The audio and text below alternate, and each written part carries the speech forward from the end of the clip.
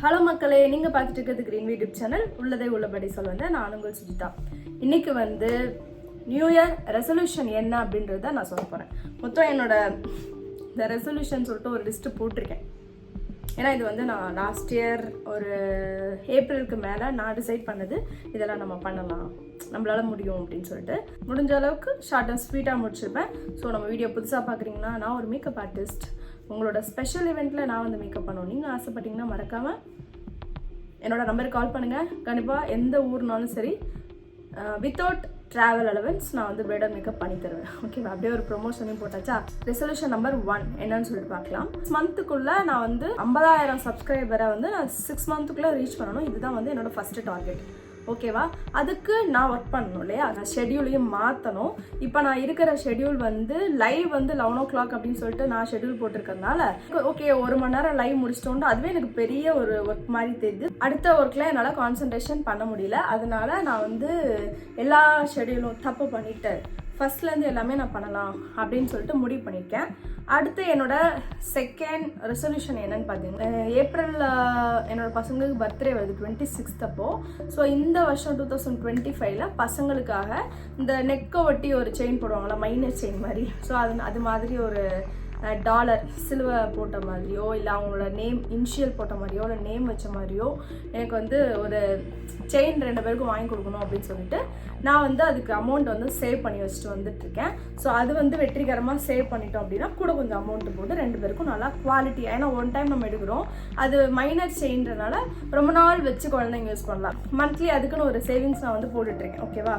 அடுத்து வந்து பார்த்திங்கன்னா, இது கண்டிப்பாக ரொம்ப முக்கியமான விஷயம். என்னன்னு கேட்டிங்கன்னா, என்னோட யூடியூப் சேனலில் மெயின் கண்டென்ட் என்னன்னு பார்த்தீங்கன்னா பியூட்டி, மேக்கப், பிரைடல் vlogs இப்படி தான் இருக்கும் இல்லையா? ஸோ அதை வந்து நான் இன்னும் கொஞ்சம் மெருகேற்றணும்னு எதிர்பார்க்குறேன். எப்படின்னா, கொஞ்சம் நம்மளை அப்டேட் பண்ணிக்கணும் அப்படின்னு சொல்லிட்டு இந்த வருஷம். ஏன்னா இன்ன வரைக்கும் நான் வந்து கிளாஸஸ் எதுவுமே அட்டன் பண்ணது கிடையாது.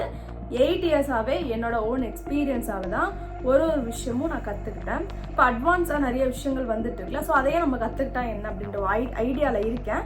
ஸோ எல்லாமே ஒரே டைமில் பண்ண முடியாது இல்லையா? ஸோ அதுக்குரிய டைம் கரெக்டாக வரும். எனக்கு ஆப்பர்ச்சுனிட்டி ஏதாவது ஒன்று வர டைமில் கண்டிப்பாக நான் வந்து என்ன அப்கிரேட் பண்ணிக்கிறதுக்கு தயாராக இருக்கேன். இது வந்து என்னோட 3வது ரெசல்யூஷன். இது வந்து கடந்த ஒரு மாதமாகவே நான் யோசிச்சுட்டு இருக்கேன். அதுக்காக அமௌண்ட் சேவ் பண்ணுறது, பட் வந்து வேற ஒரு பர்பஸ்க்காக அந்த அமௌண்ட் வந்து போயிடும். அதே போல் நான் ஹேர் ஸ்டைல் கொஞ்சம் நல்லா அப்டேட்டடாக கற்றுக்கலாம் அப்படின்னு நினைக்கிறேன். பட் வந்து அதெல்லாம் டூ காஸ்ட்லியாக இருக்கிற மாதிரி இருக்குது. எனக்கு கற்றுக்க ப்ரொஃபஷ்னலாக பண்ணுற மென்டார்கிட்ட போய் கற்றுக்கணும் அப்படின்னு சொல்லிட்டு எனக்கு ஆசை. பட் அதை நான் சர்ச் பண்ணிகிட்டே இருக்கேன். ரொம்ப அதிகமான காஸ்ட் வைக்கிறாங்க, அவ்வளோ அதுக்கு தேவையில்லை. பட் பார்ப்போம், ஓரளவுக்கு ரீசனபிளாக இருந்துச்சுன்னா நான் அந்த கிளாஸ் அட்டன் பண்ண ஆரம்பிச்சுவேன். அடுத்து வந்து இது ரொம்ப மெயினான விஷயங்க, கோவத்தை கண்ட்ரோல் பண்ணுறது. எனக்கு வந்து கோவம் வந்து ரொம்ப வரும். கொஞ்ச நாளாகவே வந்து கண்ட்ரோலில் தான் இருக்கேன். பட் இருந்தாலும் அப்பப்போ அந்த சுஜி வந்து எட்டி பார்க்குது. அந்த கோவக்கார மூக்குக்கு மேலே கோவம் வர சுஜி வந்து அப்பப்போ எட்டி பார்க்குது. அதை வந்து அமைதியாக இரு அப்படின்னு சொல்லிட்டு அவங்கள வந்து காம் பண்ணணும். ஏன்னு கேட்டிங்கன்னா, அந்த கோவத்தால் நிறைய விஷயங்கள் வந்து நம்மளை விட்டு போகும். சரியா? அது வந்து நான் ஹாஸ்டல்லேருந்தே கற்றுக்கிட்ட விஷயம்தான். திரும்ப அந்த கோவம் ஏன் வருது, அதை வந்து லாக் பண்ண, இவ்வளோ நாள் பொறுமையாக தானே இருந்தேன் அப்படின்னு சொல்லிட்டு என் மண்டைக்கு உரைக்கிற மாதிரி நானே வந்து ஒரு ரெசல்யூஷன் மாதிரி செட் பண்ணிக்கிட்டேன். இதுக்கப்புறம் நம்ம கோவப்படக்கூடாது, இப்படி தான் இருக்கணும் அப்படின்னு சொல்லிட்டு. ஸோ அதை ஃபாலோ பண்ணலாம். சரியா? முடிஞ்ச அளவுக்கு ஃபாலோ பண்ணலாம். அடுத்து வந்து 5th என்னன்னு கேட்டிங்கன்னா, சேவிங்ஸ் வந்து இருக்கணும். தனியாக ஒரு 30,000 எடுத்து வச்சுருக்கேன்னு வைங்க. ஒரு 3 மந்தில் எக்ஸ்பென்சஸ்லாம் போக மிச்சம் 30,000 வச்சுருக்கேன்னு வைங்களேன். அது வந்து என்ன பண்ணுவேன்னா, பிரைடல் டைம் வரும்போது இன்வெஸ்ட் பண்ணுவேன். கொஞ்சமாக இன்வெஸ்ட் பண்ணுவேன். சரியா? இன்வெஸ்ட் பண்ணிவிட்டு பேலன்ஸ் வச்சுருப்பேன். இப்போ என்ன முடிவு பண்ணியிருக்கேன் அப்படின்னா, நம்ம ஏர்ன் பண்ணுறதே நிறையா இருக்கணும். ஸோ நம்ம சேவ் பண்ணுறதே வந்து ஒரு ஃபுல் அமௌண்ட் 30,000னா அந்த 30,000 ஒரு 2 மந்த்துக்குள்ளே நம்ம சேவ் பண்ணணும் அப்படின்ற மென்டாலிட்டியில் வந்திருக்கேன். ஸோ அது ஏதாவது ஒரு எமர்ஜென்சி, ஏதாவது ஒரு சிக், அந்த டைமில் நம்ம யார்ட்டையும் கேட்கவே கூடாது அப்படின்ற சுச்சுவேஷனோ, இல்லை ஏதாவது ஒரு இது மறைமுகமாக நம்ம வந்து அது சேவிங்ஸில் இருக்கணும், கம்பல்சரி இருக்கணும் அப்படின்ற முடிவில் நான் இருக்கேன். ஸோ அதை ப்ராப்பராக பண்ணுவோமா இல்லையான்றதை பார்ப்போம். ஓகேவா? முடிஞ்ச அளவுக்கு இதெல்லாம் நான் வந்து சரி பண்ணணும். என்னால் எது முடியுமோ அதுதான் நான் ரெசல்யூஷனாக எடுப்பேன். இன்கேஸ் அது முடியலைன்ற பட்சத்தில் அது வேணால் வந்து நம்ம குவிட் பண்ண வாய்ப்பு இருக்குது. பட் வந்து இதில் நான் சொல்லியிருக்க 6 ரெசல்யூஷன் எடுத்திருக்கேன்ல, 6ல் அட்லீஸ்ட் 5ஆவது நான் வந்து ரொம்ப கடுமையாக ஃபாலோ பண்ணணும்னு நினச்சிட்ருக்கேன். காட் கிரேஸ் என்ன நடக்குதோ தெரியல. அடுத்து இன்னொரு முக்கியமான விஷயம், ஒரு சூப்பரான அப்டேட் என்னன்னு பார்த்தீங்கன்னா, நான் வந்து ஒரு நியூ பிஸ்னஸ் ஆரம்பிக்கலாம் அப்படின்னு சொல்லிட்டு ஒரு ஐடியாவில் இருக்கேன். நியூ பிஸ்னஸ்னோன்னு நம்ம அந்த பிரைடல் இதெல்லாம் வந்து விட்டுறோம் அப்படின்னு கிடையாது. நான் அதை எப்போவுமே விட மாட்டேன். அது வந்து என்னை லைஃப் லாங் என்னோட ட்ராவல் பண்ண போகிற என்னோட பேஷன். ஸோ அதை விட மாட்டேன். அது ரிலேட்டடாக ஒரு பிஸ்னஸ் ஆரம்பிக்க போகிறேன். அது இன் ஃபியூச்சர் உங்களுக்கு தெரிய வரும், நான் என்ன பண்ண போகிறேன் அப்படின்னு சொல்லிட்டு உங்களுக்கு தெரிய வரும். இதுதான் என்னோட பிளான், கரண்ட் பிளான். ஓகேவா? சீக்கிரமாக இதெல்லாம் வந்து நம்ம கற்றுக்கிட்டு ப்ராப்பராக பண்ணணும் அப்படின்னு சொல்லிட்டு நான் இருக்கேன்.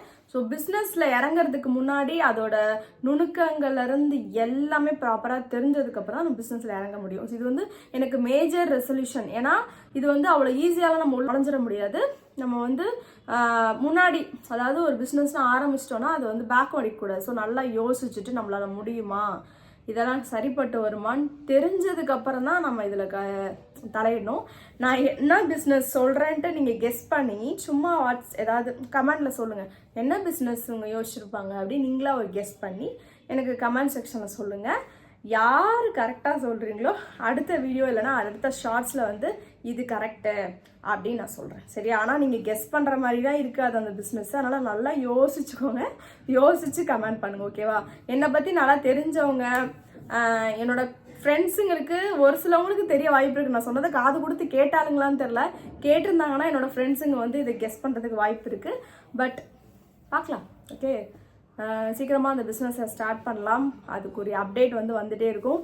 இந்த ரெசல்யூஷன்லாம் உங்களுக்கு பிடிச்சிருக்கான்னு சொல்லுங்கள். ஏன்னா நிறைய பேர் சொல்லுவாங்க ரெசல்யூஷன் எடுப்போம், அதெல்லாம் நான் ஃபாலோ பண்ண மாட்டோம் அப்படின்னு. ஆனால் என்னோட மென்டாலிட்டிக்கு என்னென்னா, நம்ம ரெசல்யூஷன் எடுக்கவே கூடாது, எடுத்தோம்னா அதை கரெக்டாக ஃபாலோ பண்ணோம் அப்படின்னு நினைப்பேன். ஸோ இந்த வருஷம் வந்து அதிசயமாக ஒரு 6 ரெசல்யூஷன் எடுத்திருக்கேன்.